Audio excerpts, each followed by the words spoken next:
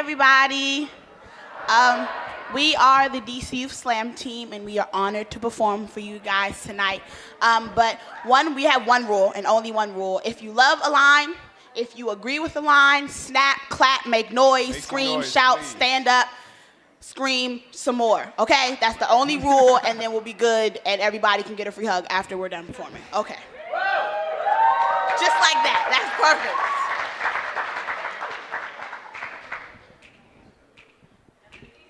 I'm civilized because I know where I come from. This is the story of the colonized fruit, plucked from its origin and brought to a new home in which the original owners were evicted. Just before he had moved in, man took the fruit, chopped the fruit, spit out its seeds. As he ate the fruit, he laid the fruit's outer shell remain on a table far away from the seeds. He then raised the seeds removed from the core of their origin, and under the changing conditions that had made them fruit, the seeds evolved into something new. What is this fruit? A once proud sapling, now grafted. Gentrification. Democracy. Religion. To its branches rush to grow for others' satisfaction, now caving in on its own petals. Where can I find this fruit? Tucked underneath skin unfamiliar, therefore plucked, outcast, and enslaved. You never asked me if I wanted to leave my leaves. Who is this fruit? With peeled skin, thin and fragile, now rubbing at my dignity. A strangled body injected civilized. We gave you everything. You call us uncivilized? We are the seeds of this fruit, scarred because of history, stripped of all things sacred, all things that made us civilized by our own definition. You denied us the knowledge of ourselves, creating a mental plague still going on to this day. There was a genome for genocide. They're called colonies. Before airplanes and skyscrapers scraped the sky, and even then it bled into our water. Men drunk on power, bled into our water. Shot the moon and rained guns. Something happens in my bones when people say history will repeat itself. Never been a yesterday. Never been a past painted by years of shading. A civilization once colored indigenous, now painted red or yellow. More niggas. Rip a shack from the ground just to capture more niggas. Bleed the ground. Black ooze spits from the apex of skyline unmade, unearthed. Understand us. You never asked or understood, yet you come here with words we do not know and tell us we cannot read. We just don't want to blur the lines between fact and fiction. Your God doesn't look like me, so why should I pray to it? Mama says don't talk to strangers. These men never recognized themselves as such, never understood how women could walk without covering their bosoms. Never exploring the earth upon which they walked. Our stomachs were full until you taught us empty. Weren't high and killing until you gave us canes to crutch onto. There's beauty in what you claim chaos. Poverty. Pollution. Chemically pumped foods. Criminality. Prisons. Underperforming schools. Unemployment. Inequality. Honestly, look at the problem civilization has created. Now ask yourselves, why should you try to civilize us? Don't give me your cross and act like I'm not nailed to it. Don't give me your words and act like we still have voices. No, give us a cup full of our own. It may not taste like yours, but it's the only one we're thirsting for. Peace.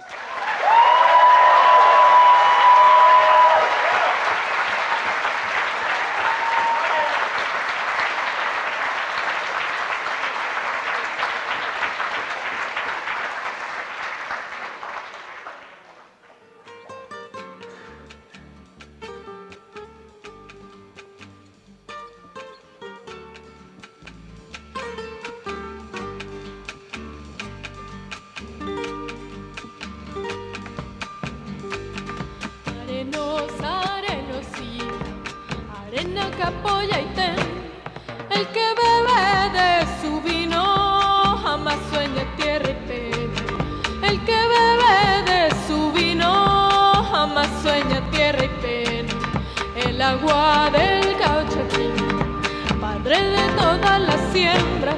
Cuando una se va y no vuelve, baja llorando y se aleja. Cuando una se va y no vuelve, baja llorando y se aleja.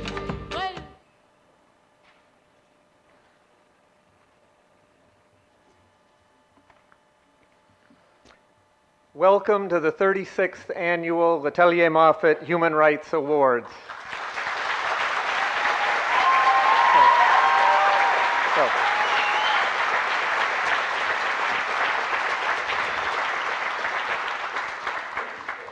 I'm John Cavanna. I'm director of IPS, and please join me in another big round of applause for our DC Youth Slam team and drummer Jolly D.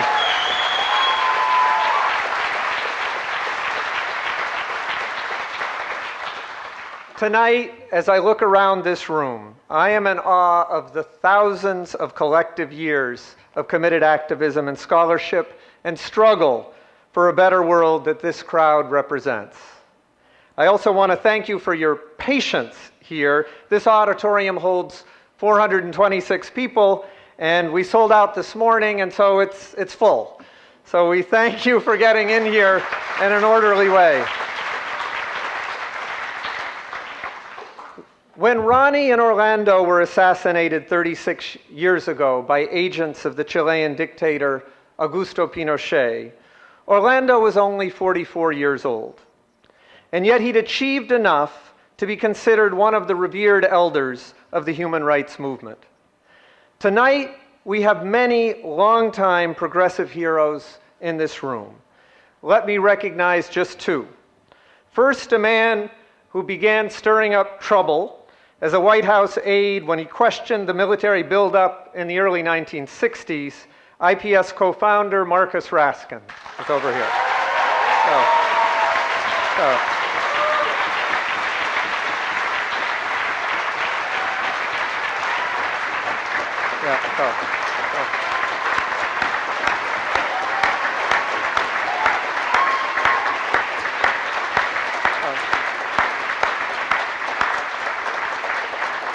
And second, while you're still up, the woman who turned her husband Orlando Letelier's tragic death into a force for justice and democracy, Isabel Morel de Letelier.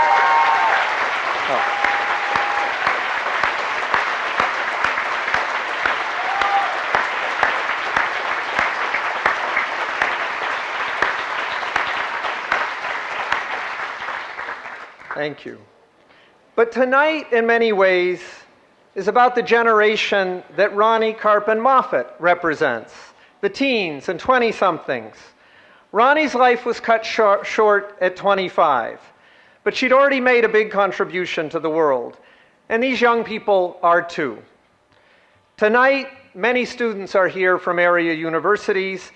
They're fighting outrageous student loans. They're fighting against sweatshops. They're shaking up the world in many creative ways. And we salute you and your Chilean counterparts who are here tonight. At IPS, our long-term goal is to speed the transition from a militarized and casino Wall Street economy to a green, caring, and democratic Main Street economy. And tonight I want to give shout-outs.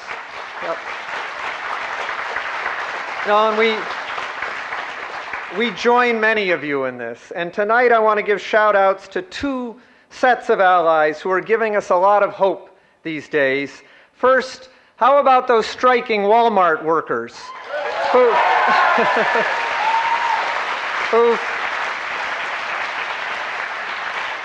for those who haven't been following this, who've staged walkouts in 12 cities over the past week.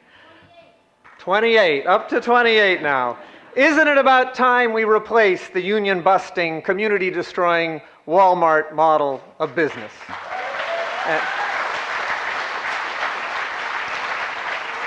And my second shout-out goes to our European allies in the fight for a financial transactions tax, what many are calling a Robin Hood tax.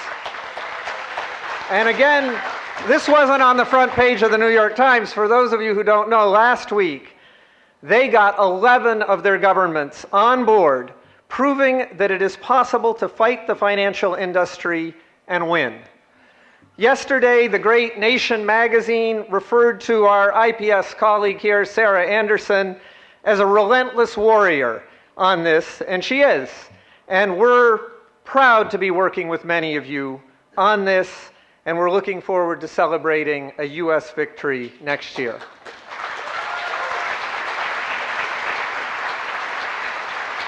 So tonight, amidst the clutter of money-soaked politics, tonight we have an opportunity to look into the future and celebrate some clear and inspirational paths forward. For this next generation of struggle, a central part of all of our tasks is to figure out how to roll back corporate rights as we strengthen human and labor rights, environmental rights, and peace. And with this lens, our distinguished Letelier-Moffitt selection committee has picked two groups on the front lines of urgent battles, the right to education and the right to housing. At the same time, and this is part of why they were chosen, both groups are keeping their sights on larger system change. The Chilean student movement is not just taking on the need for free education, they're taking on the whole free market legacy of the Pinochet era. And you'll be meeting them in a little bit, but as our awardees Camila and Noam pointed out on Democracy Now! Yesterday, it was Orlando Letelier who predicted that free market economics would lead to privatization and to inequality. And likewise, City Life, Vida Urbana is not just taking on the mortgage lenders, they're taking on the whole free market legacy of the Reagan and Bush eras. Both movements are planting the seeds of transformative change through direct action, and both are expanding our imaginations on how to make change.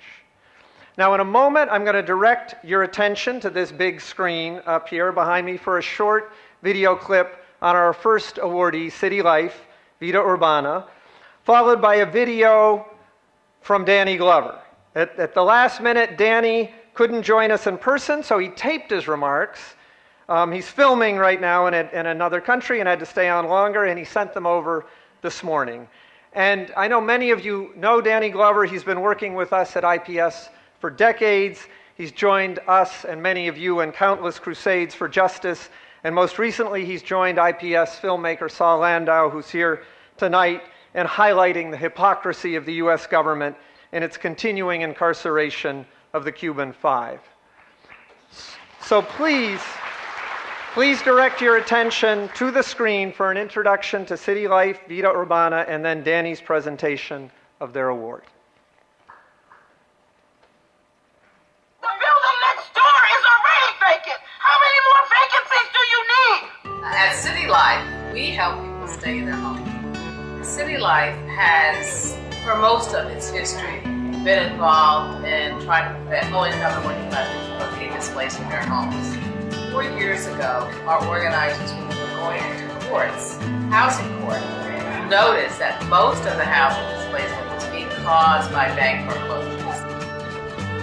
And so we pioneered a model, which we call the sword, the shield, and the offer, which includes legal defense, community organizing and direct protest, and nonprofit financing mechanism. We thought it was important to work with people who are directly affected by foreclosure. So we helped to form a bank tenant association. We have over 1,000 people that are part of our bank tenant association. And we have 125 people that come out every Tuesday night. At our bank tenant association, we have people in a variety, different phases of foreclosure. They come out and it's a chance for them to tell their stories. With us, all of us in here, so powerful. It's a chance for them to get the support they need from other people who are in the same situation. They meet with lawyers, and the lawyer gives them advice about how they should deal with their situation. The purpose really is to extend the time that they're able to stay in their home as long as possible. The sword is direct action and public protest. And the shield is legal advocacy and legal defense. We have been working to fight for getting principal reduction from the banks. And this is particularly true for people whose mortgage is underwater. And what we do is put pressure on the banks to be willing to negotiate and give people principal reduction. We do that through a variety of actions, vigils, marches, rallies, eviction protests or eviction blockades in front of people's houses, and also protests in front of the banks themselves.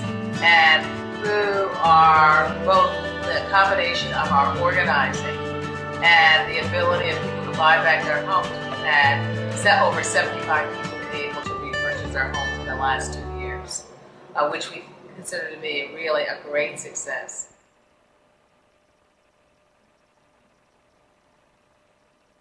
And thanks to City Life that my wife and I got back our home.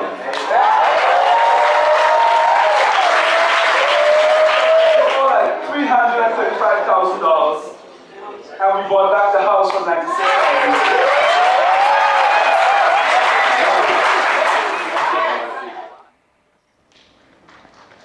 I'm so sorry I can't be with you in person tonight. I would love to be there with my dear IPS friend, Saul Landau, with whom I've been fighting hard for the freedom of the Cuban Five. I was honored when IPS asked me to present the Letelier-Moffitt Human Rights Award to another group of freedom fighters, City Life Vida Urbana. Here's why. City Life Vida Urbana is a grassroots community organization led by low-income and working-class people fighting for social, economic, racial justice, and gender equality. Their struggle is focused on the right to decent housing for all of us.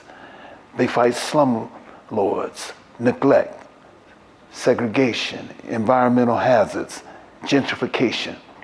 This is a group at the front lines of the fight not just against foreclosures, but against the entire economic model that started with Reagan and that deregulated Wall Street.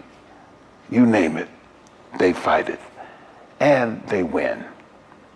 With the recession came a big spike in foreclosures and evictions, hitting communities of color and low-income communities the hardest.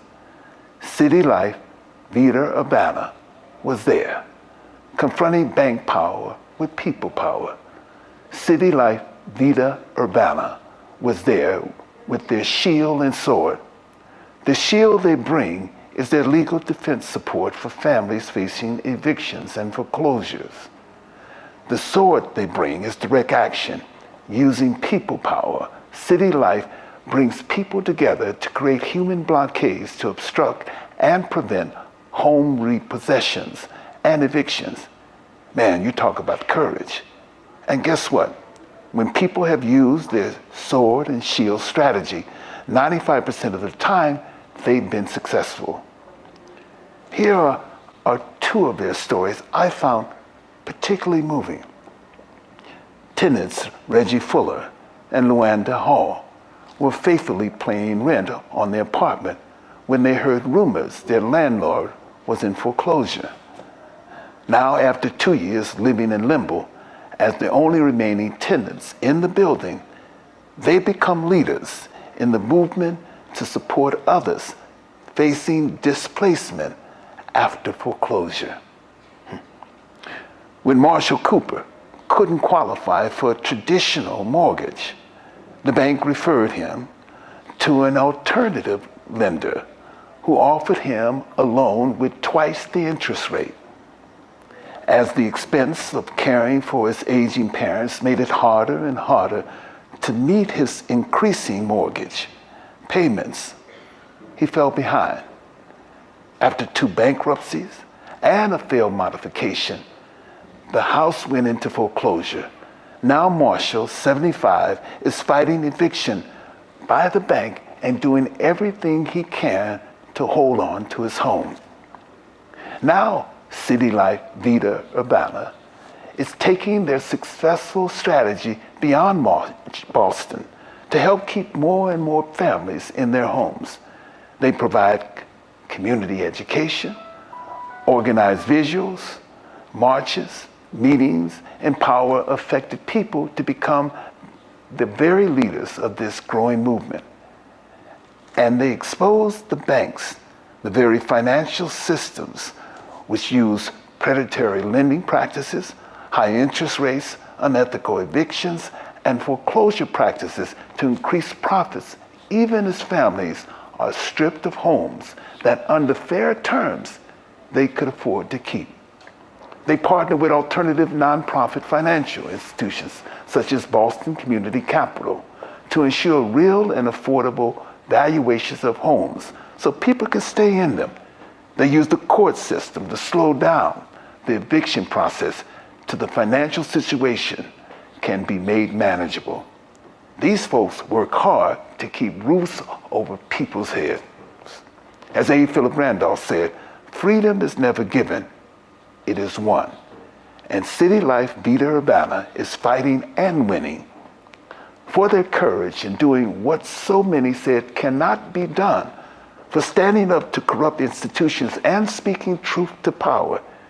It is my distinct pleasure to welcome to the stage City Life Vida Urbana's Executive Director, Cardina Hill, and Organizing Coordinator, Steve Meacham, who will be accepting the Institute for Policy Studies 2012 Letelier-Moffitt Human Rights Award on behalf of the organization and members.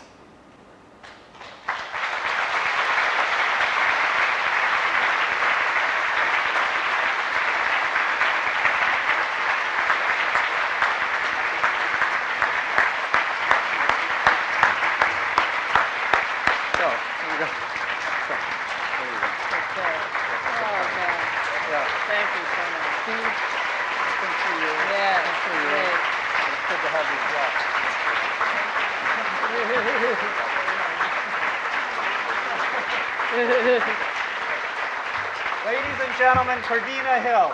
Great. I am really excited and so pleased to be here tonight and deeply honored to accept the Letelier-Moffitt Human Rights Award from the Institute of Policy Studies for City Life.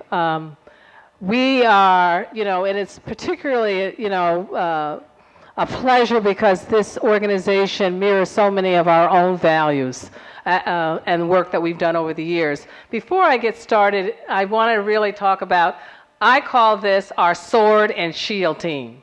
This is the sword here, Steve, he calls himself a 40-year-old organizer, 40 years doing organizing.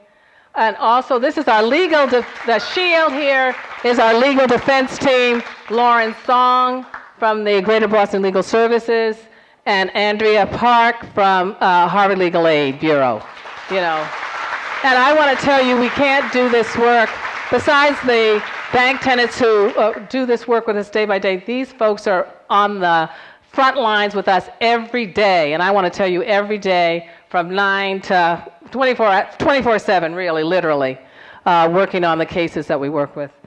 One of the things I want to say is that it's already been said, we are a 40-year-old grassroots organization who have been organizing tenants, basically, in Boston, communities of color, as part of a larger social and economic agenda to put people before profits.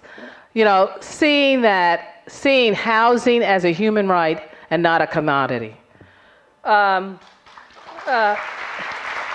how do we get started in this? As a tenant organizing organization. And this is deep in the face of one of the worst economic recessions. The banks being bailed out, and homeowners and tenants being evicted right and let in housing court. What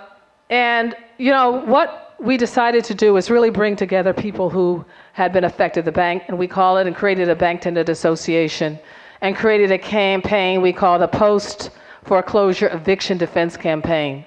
People were doing pre-foreclosure work, but what we said is that we can help you even if you've been foreclosed on. But there were two things in our strategy, twofold strategy. The strategy was to tell tenants and homeowners, stand up and fight to keep your home. That was the first thing. The second thing was principal reduction, to ask the bank for principal reduction to fair market value. And at that point in history, and this is in 2007, people called us those crazy radical organizers, and nobody believed, that, we could that banks would reduce principal. But we have been, along with the bank tenants, relentless in fighting, and I'll talk more about that.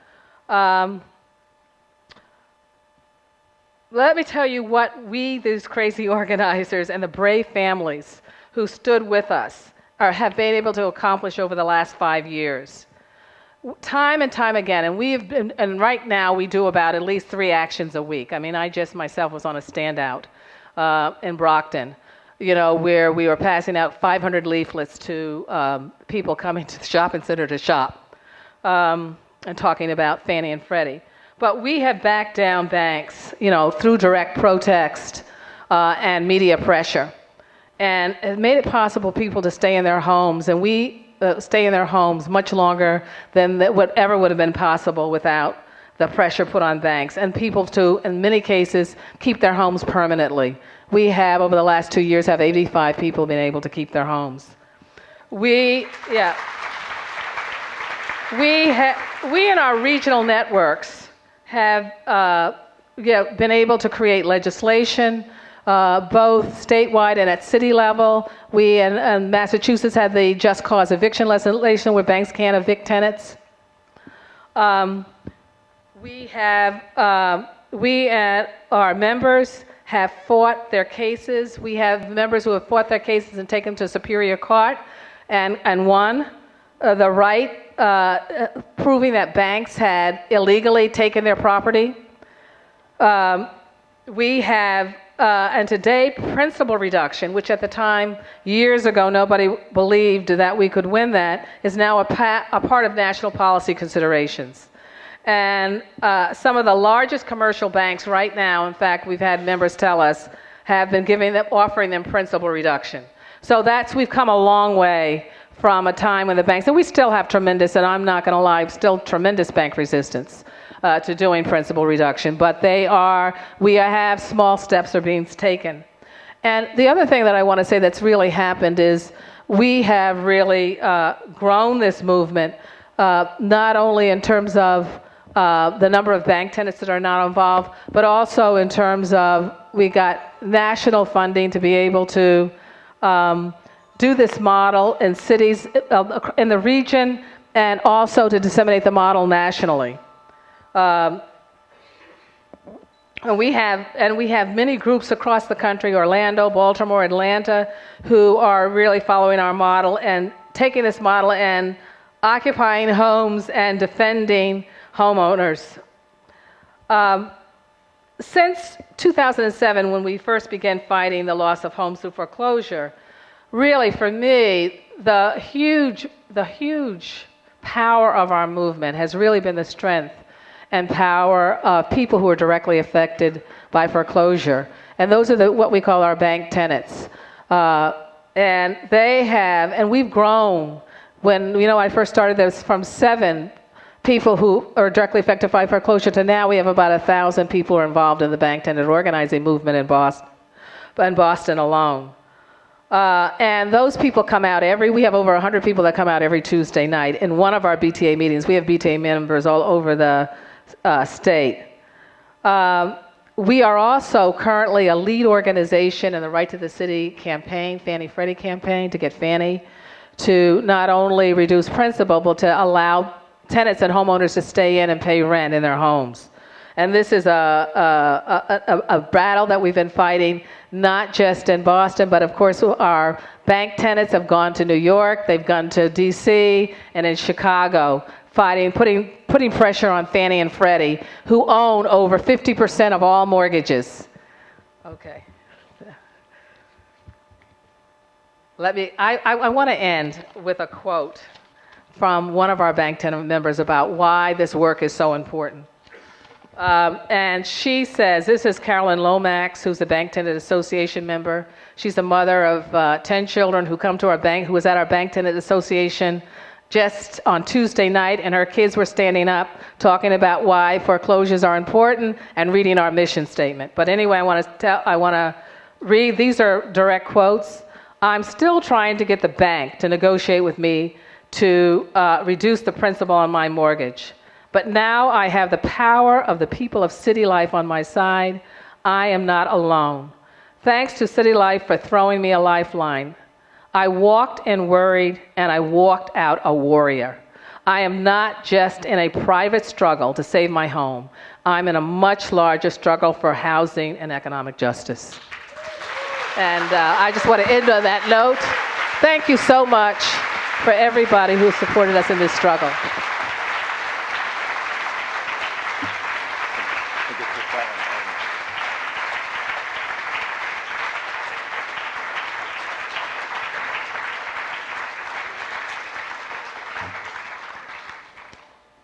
Thank you so much, Cordina and Steve and Lauren and Andrea. Every year, we try to offer a musical tribute that is particularly appropriate and relevant to our awardees. This year, the choice was a no-brainer.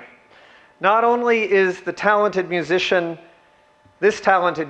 you're about to meet a human rights activist in his own right, not only is he Chilean, but his sister is also deeply involved in the student movement in his home country.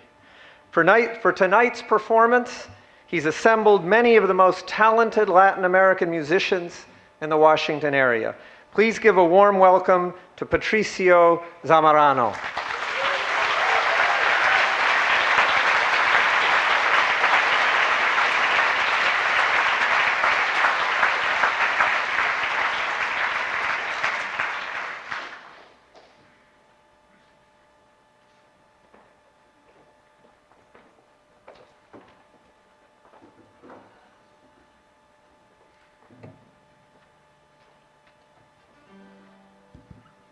¡Viva Chile!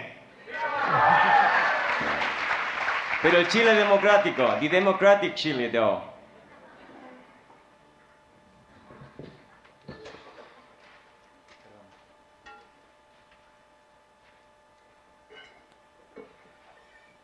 It's such an honor to be here. We are so thrilled, and I want to thank the band. I'm going to introduce them after the first song. These wonderful musicians from so many countries. We represent the diversity that we should have in every single society. And the first song is so special also. Orlando Letelier, I'm not sure if you know, and his family knows this, because Orlando Letelier used to play the guitar. And he used to sing in barbecues and Chilean songs. So it's so special to be here to honor him, his legacy, by playing his beloved music, La Trova, right? The music who has a huge commitment with justice, with history, with equality. And we want to sing this song that is so special also. It's another victim of the dictatorship of Augusto Pinochet, Víctor Jara, the greater singer-songwriter from Chile. ¡Viva Víctor Jara!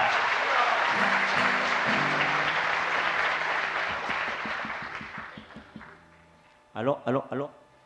And this song, Víctor Jara composed this song in honor of Che Guevara, otro mártir, another warrior for democracy, for freedom.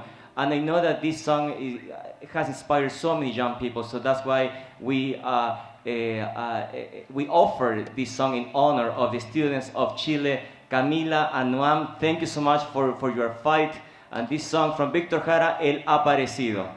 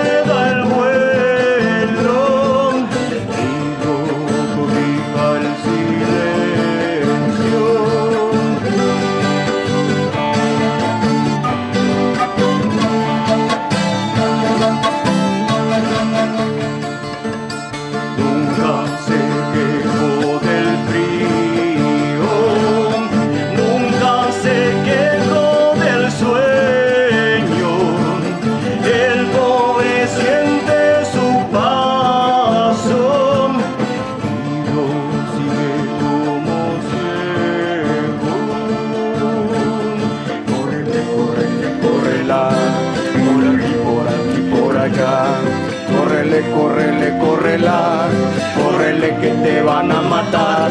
Córrele, córrele, córrela, córrele que te van a matar.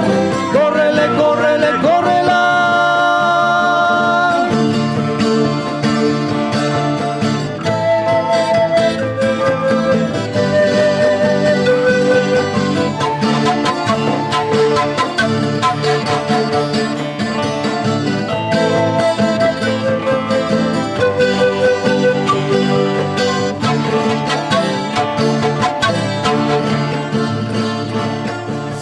Cabezas rematada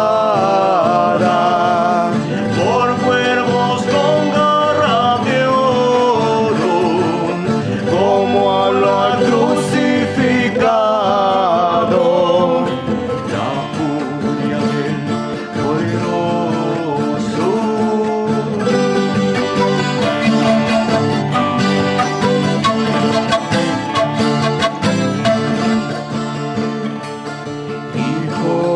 La rebeldía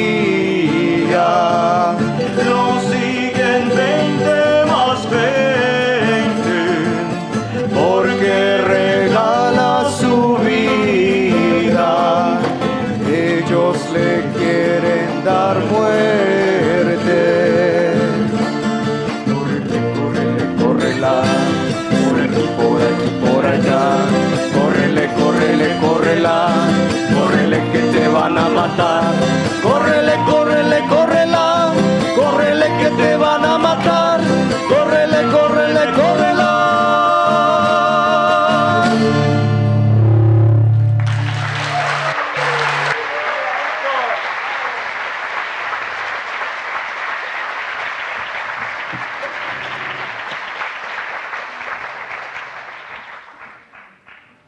And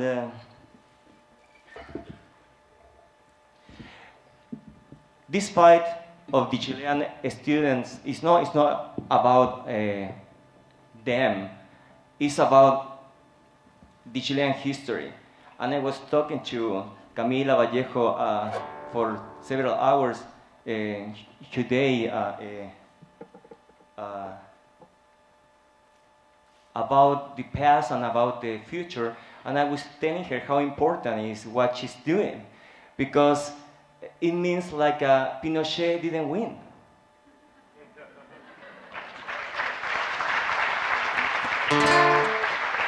It means like all people kill, torture. Their fight was extremely important, and it wasn't in vain, because these guys, Camila, my sister Natalie Zamorano, who is also a leader of Universidad de Chile, she's the president of the sociology school there. They were born in 1990, 1991, at the end of the dictatorship. So Pinochet thought, well, this new generation, we wiped out all memories of socialism or democracy or liberty or equality, and we have a new society, neoliberal, modern.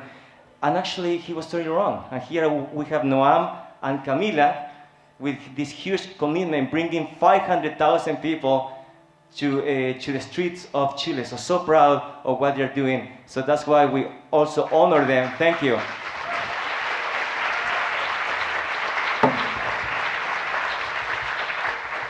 So we honor them with this beautiful song, Si se calla el cantor, calla la vida. If the singer-songwriter doesn't sing, the life is silent.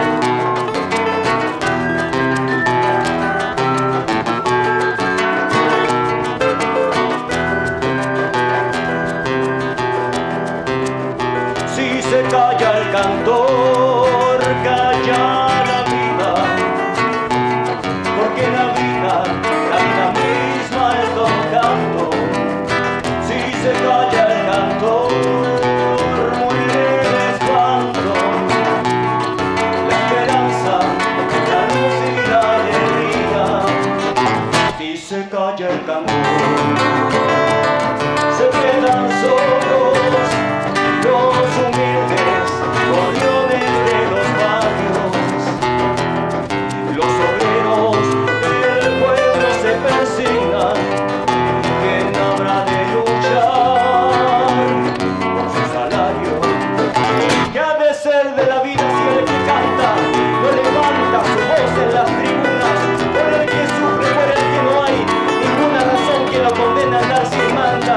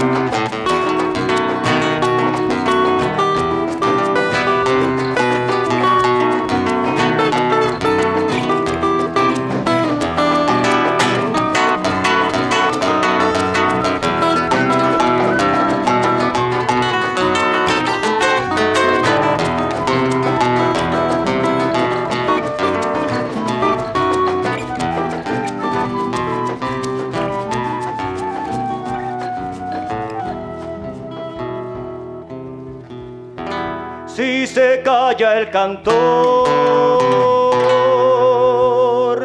calla la vida.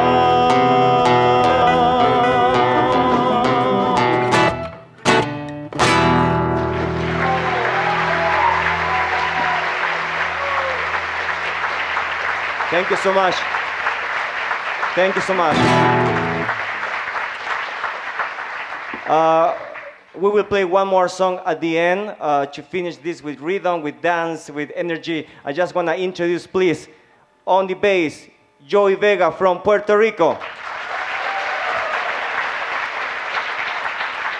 On the cajón peruano, which is from Peru, it's not from Spain, please. It's not flamenco, no, it's Peruvian, Afro-Peruvian. Javier Bure from Peru.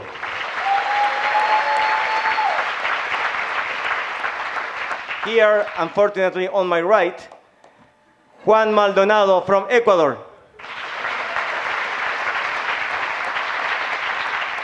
Now we are transitioning to the right side of the force.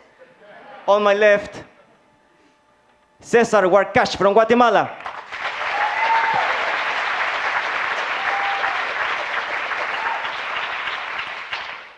Lisa Llanos from Chile, Cuba, United States, a mixture. Lisa Llanos.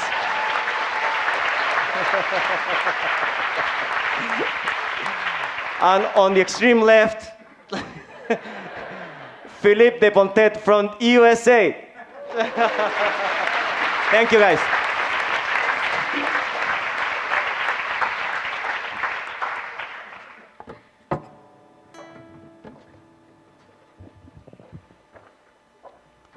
Thank you so much. Let's give them a hand. Patricia Zamorano and the band. Wonderful.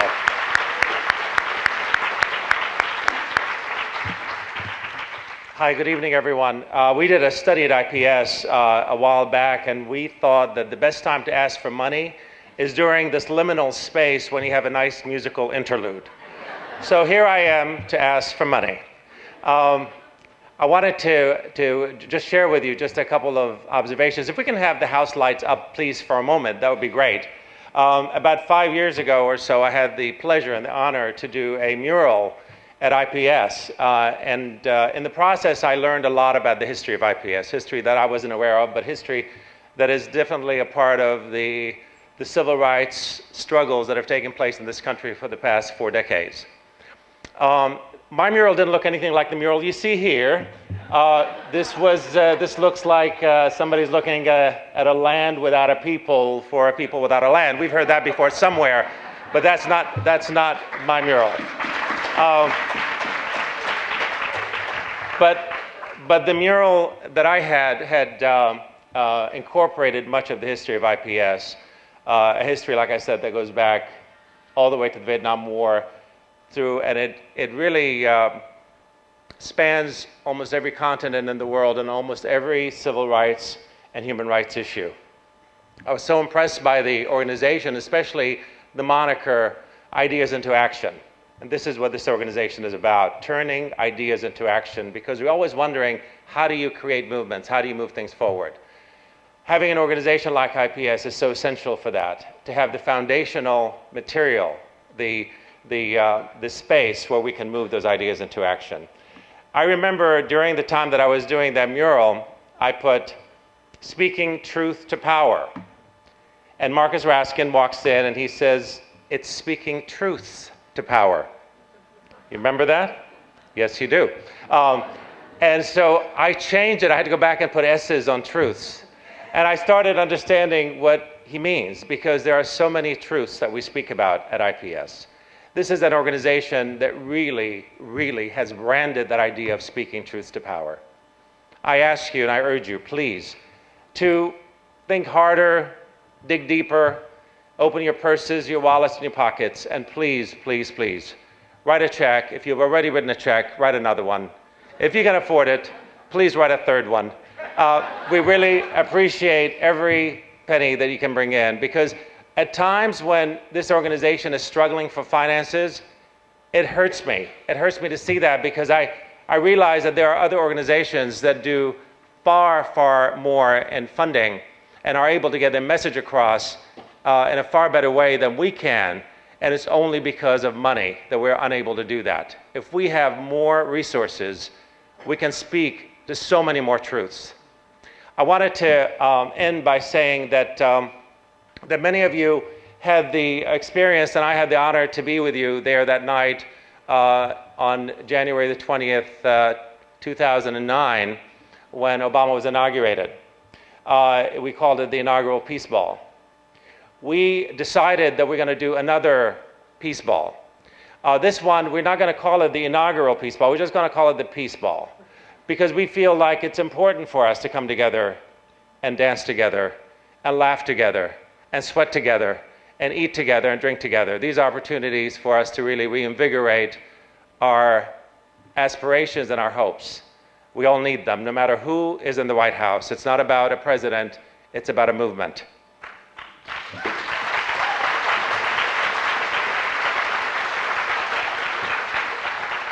And yes, this is an Obama button, I know, but it's still an Obama button. I wanted to, I'm going to be working in Virginia. If anybody wants to come along, we'd be happy to have you come along with me. But anyway, I wanted to just share with you that the plan's are already underway for that. We already have The Nation magazine and Katrina van der Heuvel as the major hosts for the event, along with Amy Goodman of Democracy Now!, Nicole Lee of Trans-Africa, and the National Council for Negro Women have come on board to be the main host of the event. We already have confirmations from Alice Walker, Van Jones, Julian Bond, Zainab Salabi, Barbara Ehrenreich, and many, many others, Ralph Nader and others that will be coming along on this momentous evening on January the 20th, 2013. It will take place at Arena Stage. We expect over 2,000 people to come, and we hope that you are 426 of those 2,000 people.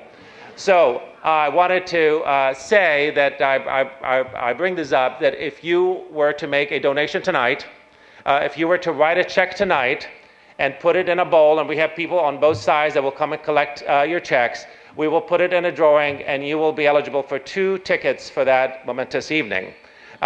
We don't know what the prices of the tickets are going to be, but I know that the last time around, Amy Goodman was selling them for $1,000 a piece on Democracy Now!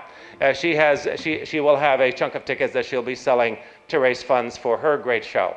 So please, please, please, another reminder, write a check tonight, give it to the wonderful gentlemen on either side of the aisle here. They'll come and collect it from you, and then we will then do a drawing, and maybe we could do the drawing before the end of the evening, and this way you will know that you walk away with 2 fabulous tickets to the Peace Ball 2013, which will take place on January 20th at the Arena Stage. So I want to thank you all. Please, we'll give you another maybe minute or so that you can really take out that checkbook and really write that check, because I know, like me, if you delay it, you won't do it. So please do it. So let's give them about 60 seconds, all right? It doesn't take long to write a check. 60 seconds. Thank you so much. Thank you.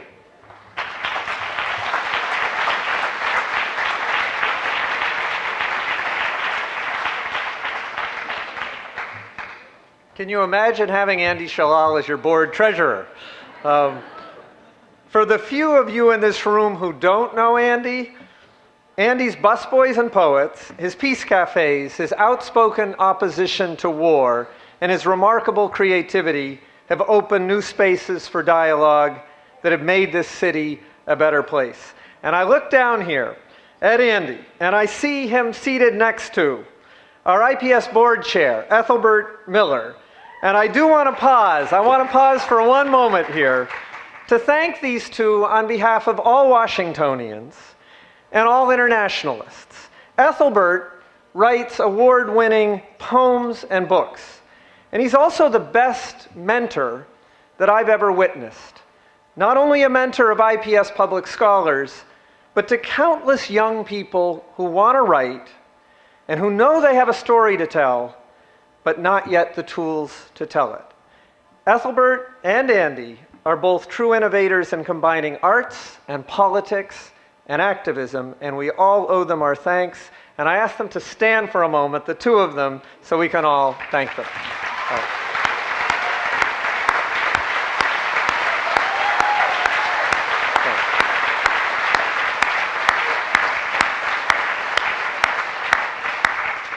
And thank you, truly, all of you, for your solidarity and your support this evening.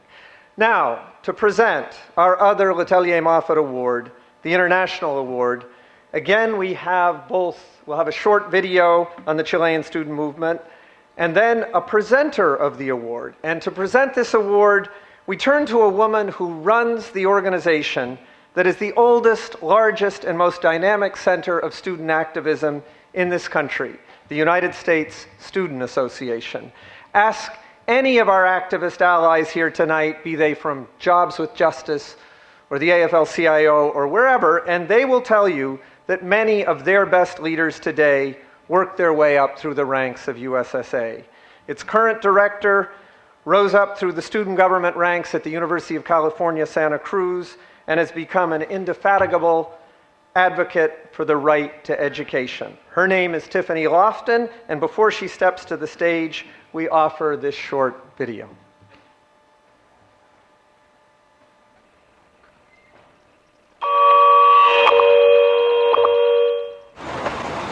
¿Y cuáles son las demandas que levantó este movimiento? Entonces hay cosas como muy divertidas de videos, de flash mood, ¿cierto? Esto del thriller, pero también de musicalizaciones de las demandas.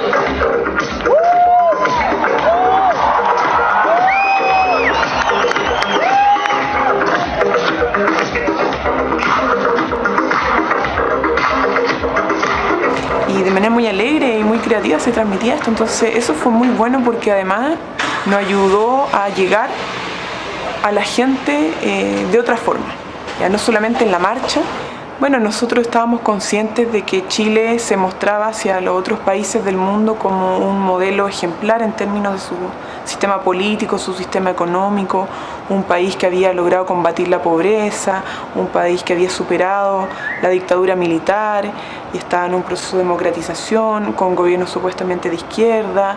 En fin, se vendía una imagen de Chile hacia afuera como un modelo, tanto en lo educacional como en otros ámbitos, de gran ejemplo. Se planteaba como Chile como el jaguar de Latinoamérica. Entonces, esto que pasó en 2011 con el Movimiento Social por la Educación viene a demostrar que en Chile las cosas no estaban bien como se estaban planteando. Bueno, el actuar de Carabineros como que refleja un poco el presente como el pasado inmediato y el pasado más lejano. O sea, el actuar de Carabineros se ha demostrado como una práctica sistemática de represión. O sea, no es que solamente yo tenga recuerdos de lo que pasó este año, que hubo efectivamente detenciones ilegales, tortura. Abiertamente se torturó a muchos estudiantes, muchos jóvenes en nuestro país durante el proceso de movilización, pero también se sigue haciendo.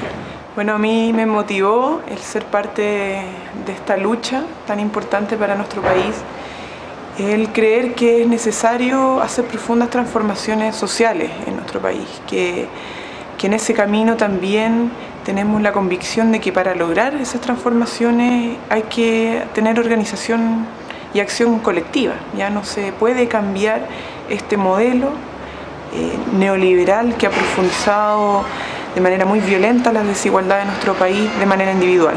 Se necesita acción colectiva, se necesita organización, y ese convencimiento y esa necesidad ha sido lo que me ha impulsado a ser parte de este proceso.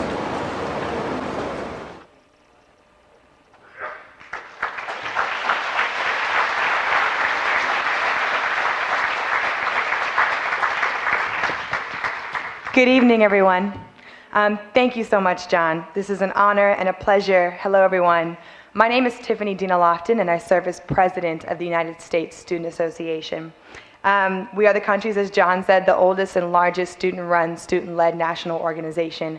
We actually turned 65 this year. So we've been around for, I can't whistle, but that's what I would do if This year, student leaders, I consider it an honor to have been asked to present this award to the Chilean student movement and to the two remarkable student leaders sitting in the front row with me. This year, student leaders and allies across the country have focused on federal and state-based legislation that gives undocumented students the right and the access to federal student loans. Thank you. And to be able to afford a public higher education. We have mobilized students from across the country to register to vote. We're currently at 70,000 students across the country. To fight against budget cuts for important programs for communities of color. We demand corporate accountability and student loan debt forgiveness. All while training young people to build community by learning skills and build real power on their campus to fight for a just society. Many of our students are inspired and fired up from the strategy and the power led forward by the Chilean student movement. They have created and sustained for over a year and a half one of the most dynamic student movements this world has ever seen, raising up the right to education as a fundamental right for every student in Chile, and inspiring the tactics of our student organizations across the world. They have organized 500,000 people into the streets of Chile and a nation of only 17 million people. That would be 9 million plus people here in America. These brave demonstrators have stood up to brutal police repression, and they've come back the next day even stronger. Camila has even faced death threats. One senior governor official tweeted that they wanted her dead. But Camila did not stand down. She stood up defiantly and said, "What motivates me most is the fight for the dignity of human beings." The organization that has held this movement together motivates me because the tactics were non-traditional, non-violent, and institutionalized, so that every student is able to participate. They have rethought social protest in bold and often humorous ways, as we just saw, from kiss-a-thons to superhero dances to a mass zombie Michael Jackson Thriller routine, and I think that's awesome. They have innovated with social media. Camila has 500,000 followers on Twitter. They have forged alliances with miners and unions and a broad spectrum of Chilean societies. They have focused and never compromised on their demands for free universal education, and they have rejected piecemeal government offers to reform. They have refused to be bought off.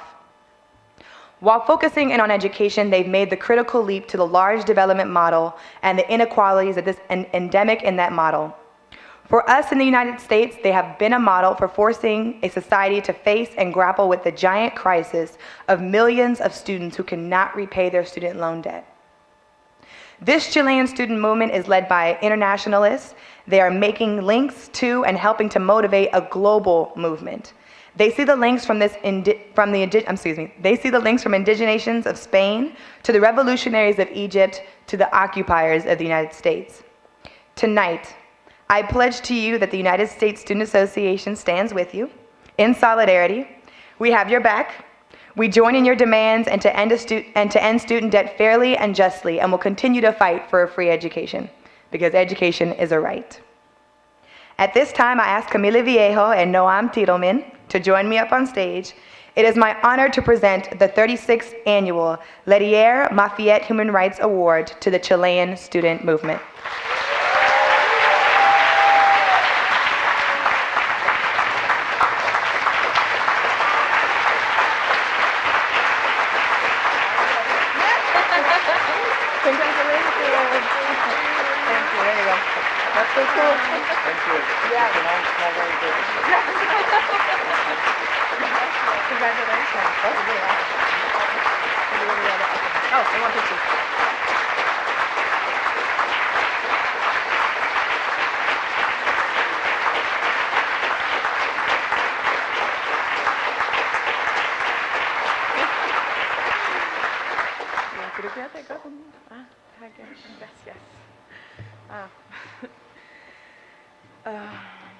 Hi. Okay, I'm very nervous because I read my speech in English and my English is terrible, but I try. So I'm sorry if I say something wrong. Only this moment I speak in English and I read in English. Okay.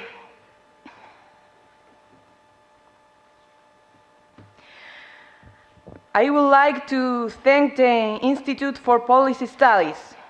I thank IPS not only for this Letelier-Moffitt Human Rights Award that you've given the Chilean student movement for our struggle to recover the right to an education, but also for what you stand for and your ties to everything that's happening today in Chile. After 39 years, it's impossible, even for young people like us who were born after 1988, to study the history of Orlando Letelier or anyone who was tortured or assassinated during the dictatorship without feeling pain. We feel the pain of injustice, the pain of that inhumanity, and the pain of a great blow to democracy that hasn't healed to this day. And although there's been a powerful attempt to erase our collective memory and silence our entire nation, in Chile, we won't forget. We can't forget the Pinochet dictatorship's victims, just as we can't forget the aspiration of the movement that gave rise to Salvador Allende's government.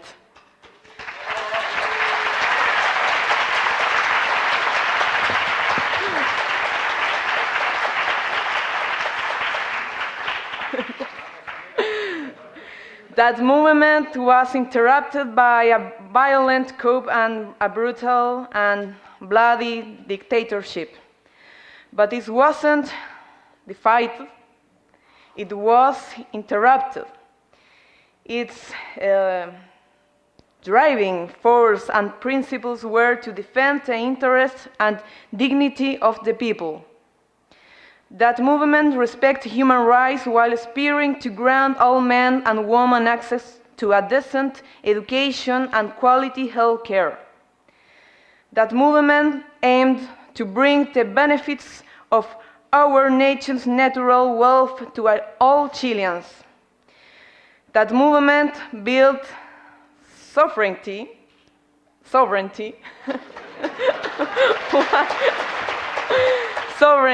while strengthening democracy. In that movement, men and women developed the awareness and will to organize for justice and freedom. Okay. Sorry. I believe that Institute, through its work, represents women and men like Ronnie and Orlando, people who embodied this movement's ideals and gave their life for their activism. It is with sorrow, but also with joy and hope, that we cherish the ideas and ideals that embody this movement, the defense of human rights and the struggle for social justice.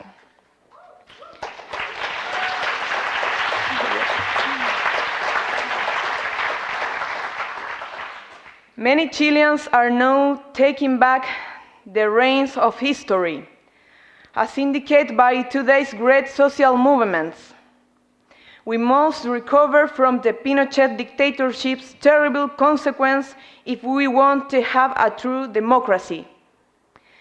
The Inter-American Court of Human Rights affirmed that even today there still is no justice in Chile because our electoral system guarantees that human rights violators are overrepresented in our parliament. Okay. You understand? Good. In our country, there is no justice. Even if we don't have a dictator anymore, we still haven't gotten rid of the political model that his regime imposed upon us, a market-driven dictatorship.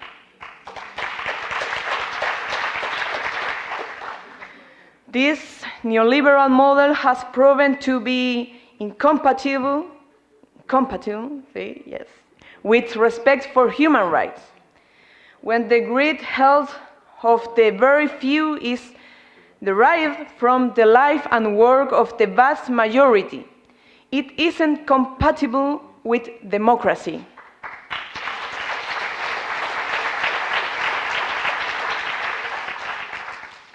Our best way to thank you for this award is to carry on with the historic work to which we have dedicated our lives. We will continue to fight to universally high quality and free public education workers' rights, and excellent health care for all. We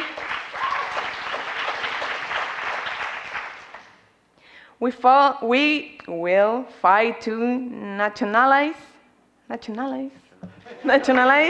Chile's natural resources once again.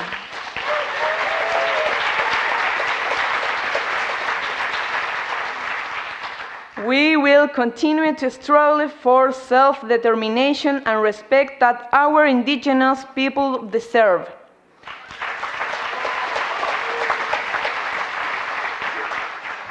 Today, Chile's indigenous people are shining example of resistance to the repression and militarization they endure at the hand of our government.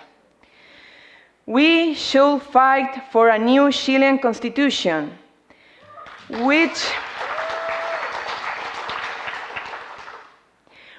will put an end to neoliberal state, the dictatorship imposed on us for the benefit of the nation's richest people. As Allende said, the Chilean people's struggle isn't a fight of one generation, and it's certainly not a monopoly of one political party.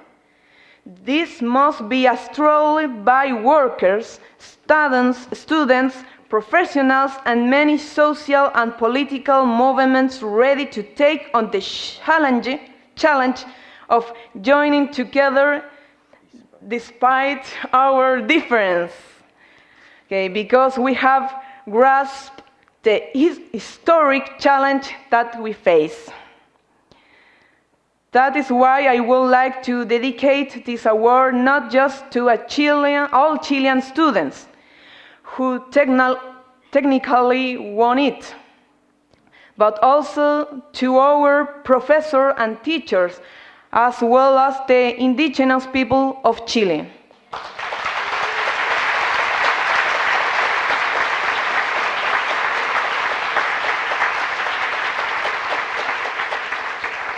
That's why in Chile we celebrate Teachers' Day every October 16, just yesterday. We pay tribute to them. I'm also dedicating this award to the indigenous Mapuche people currently held as political prisoners, including the 4 who have been on a hunger strike for nearly 2 months. After hundreds of years of resistance, they are not giving up the fight for their land or their rights to their own culture. This award is for everyone who is fighting to make Chile a better place. Thank you very much.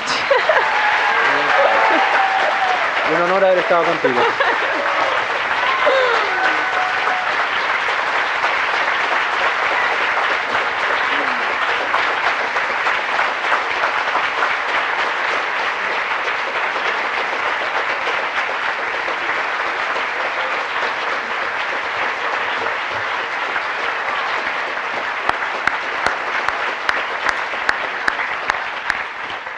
Thank you, Camila and Noam. That was very brave, and that was very beautiful. I was realizing, sitting here and looking over the past 36 years of awardees, that the 2 of them are the youngest awardees that we've ever honored. And when you combine that youth with that much wisdom and with that much creativity, watch out.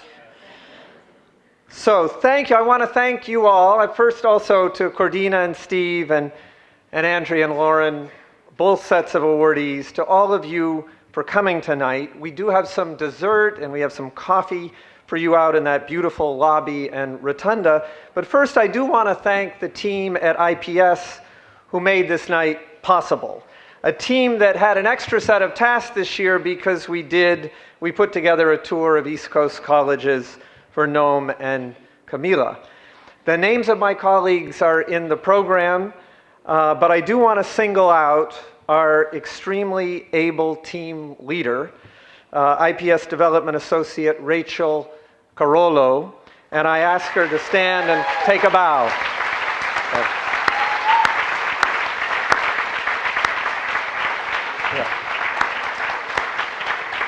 And IPS would also like to thank our media sponsor, WPFW, on 89.3 FM, a radio station that combines jazz with justice in the spirit of this evening. And finally, I want to invite you to a different kind of party next year. Next year, our institution turns 50. 50 years of relentless warriors.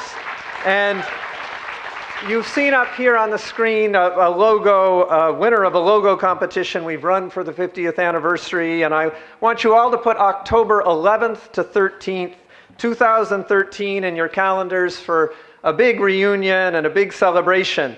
We'll be bringing together former colleagues, and if you think over 49 years, that's a lot of people, and friends, to think about progressive movements and social change over the past 50 years and to plan and plot for the next 50 years. And we'll be inviting past Letelier-Moffitt Award winners for that celebration. Joy Zaremka, our Associate Director, is heading up the planning, and if you'd like to get involved, and we would love as many of you as could, please put your name on one of the many sign-up sheets that are in the reception area. So again, thank you all for coming, and before you go back to the reception area for your dessert, I invite Patricio Zamorano and his band onto the stage for one last song. Thank you very much. Patricio Zamorano. Thank you.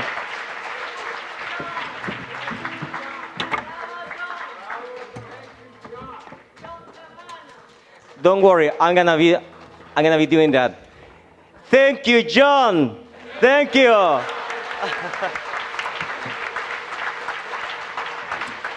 I just wanna, before you leave, and since I have your attention, it's great. So because I need to thank also so many people. Thank you first, John, for the opportunity. It was such an honor. Thank you so much for letting me play in front of my dear, beloved students. Muchas gracias por dejarme rendirle homenaje a Camila y a Noam. Se los agradezco del corazón. Also, his name is so complicated always. Nefta or Netfa? Netfa, I'm sorry, Netfa. Compadre, brother.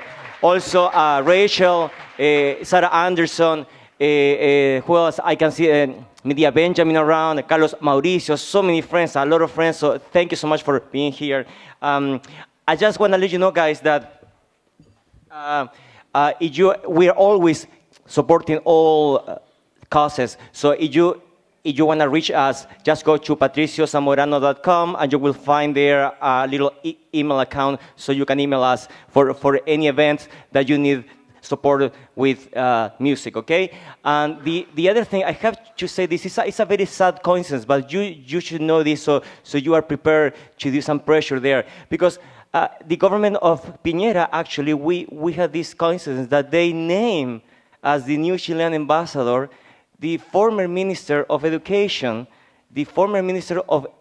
under who the repression was so hard against the student. A lot of people were injured, tortured, as Camila was saying. That minister is now the ambassador here, so he was punished with this beautiful post with a good salary. So just so you know, Felipe Bulnes. So, boo! Mike? Mike, we just need the guitar here.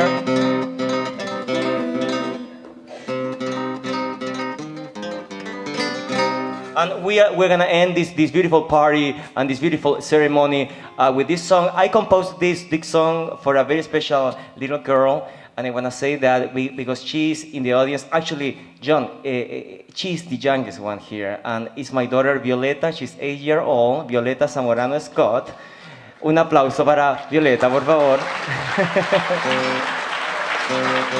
And we're going to celebrate life and freedom with this song in honor of my little girl, Violeta. And this is Salsa Violeta. If you want to dance, please do it.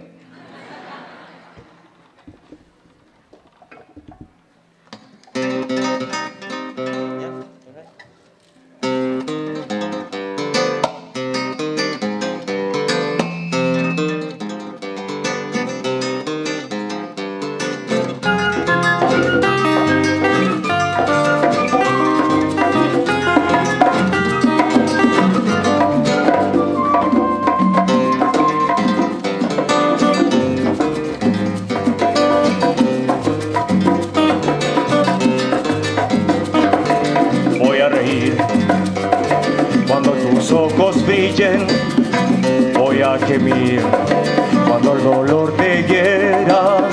Voy a sentir lo que tus manos quieran. Voy a recordarme en tus ojitos. Voy a reflejarme en tus ojitos.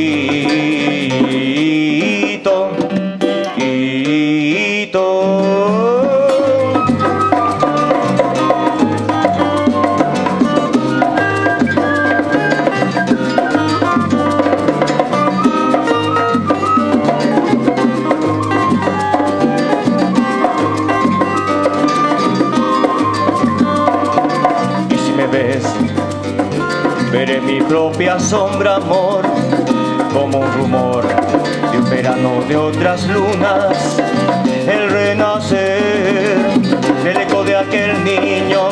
Voy a recordarme en tus ojitos, voy a reflejarme en tus ojitos,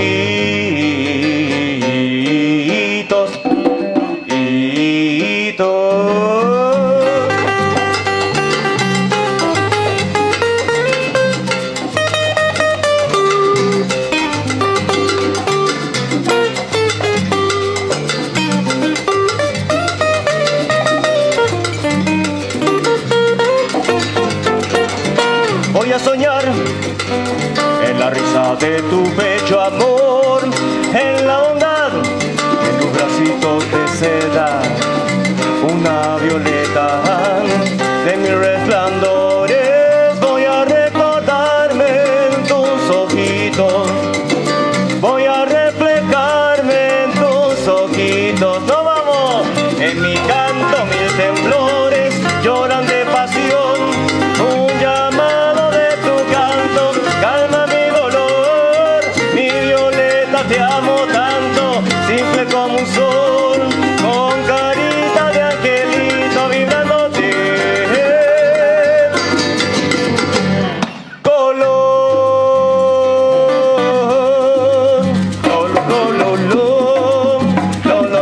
dale, güey.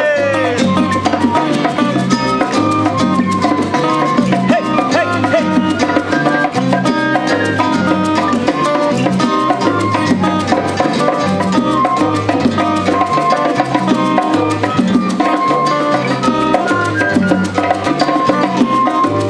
Vibrando de color, vibrando de color, vibrando de color, vibrando de color,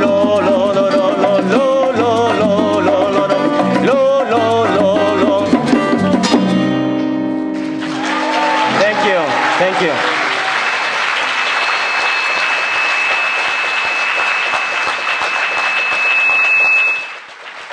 Thank you, Patricio and band. I just wanted, for instant gratification, the winner of the Peace Ball drawing is Ron Carver and Barbara Doherty. Thank you all again, and we'll see you out in the lobby.